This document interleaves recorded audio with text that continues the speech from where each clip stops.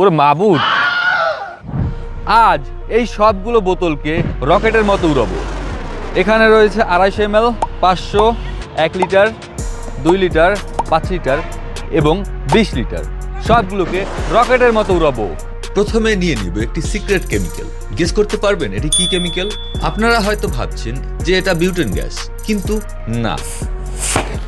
ভিডিওর কোনো এক অংশে এই সিক্রেট কেমিক্যালটির নাম এবং এই এক্সপেরিমেন্টের ব্যাখ্যা দিয়ে দিব। একদম অর্ধেক খালি হয়ে গেছে। যাই হোক, প্রথমে 250 ml।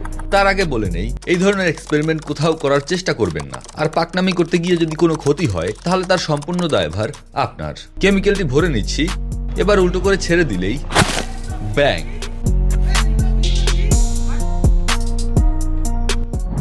এবার 500 ml।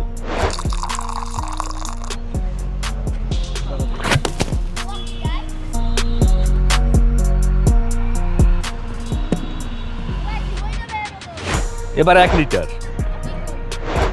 একদম মনোযোগ দিয়ে খেয়াল করলে দেখবেন এখানে দুইটা স্তর পড়েছে। পানির স্তর নিচে, কারণ পানির ঘনত্ব বেশি।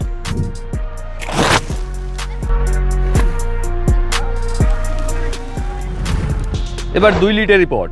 কেমিক্যালটি খুবই ঠান্ডা, তাই হাতে পড়লে মনে হচ্ছে বরফ হয়ে যাচ্ছে, কারণ এটি লিকুইফাইড পেট্রোলিয়াম গ্যাস মানে এলপিজি, যেটা লিকুইড ফর্মে সিলিন্ডারের মধ্যে থাকে। তাই এটিকে যখন বের করা হয় তখন এই লিকুইড দ্রুত গ্যাসে পরিণত হয় এবং প্রচন্ড ঠান্ডা অনুভব হয়।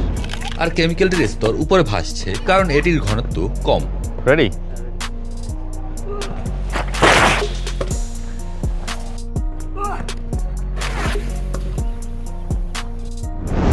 এবার 5 লিটার। 5 লিটারের পর দিয়ে করতে গিয়ে একটুর জন্য দুর্ঘটনা হয়নি। 2, 3।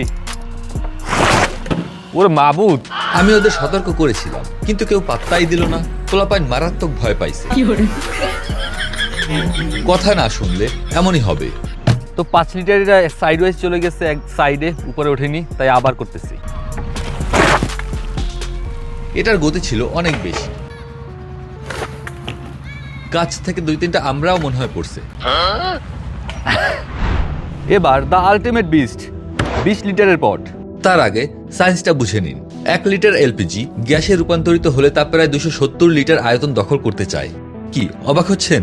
হ্যাঁ, হবারই কথা। বোতলের সরু মুখ দিয়ে যখন এই বিশাল পরিমাণ গ্যাস বের হতে চেষ্টা করে, তখন বোতলের ভেতরে প্রচন্ড চাপের সৃষ্টি হয়। এই চাপ নিচের দিকে থাকা পানিকে তীব্র গতিতে বাইরে ঠেলে বের করে দেয়, যার কারণে বোতলগুলো রকেটের মতো উড়ে যায়। তোরা একটু অ্যালার্ট থাইস। সবাইকে সতর্ক করে দিলাম। আর সেফটির জন্য হেলমেট মাস্ট। 1, 2, 3, let's go.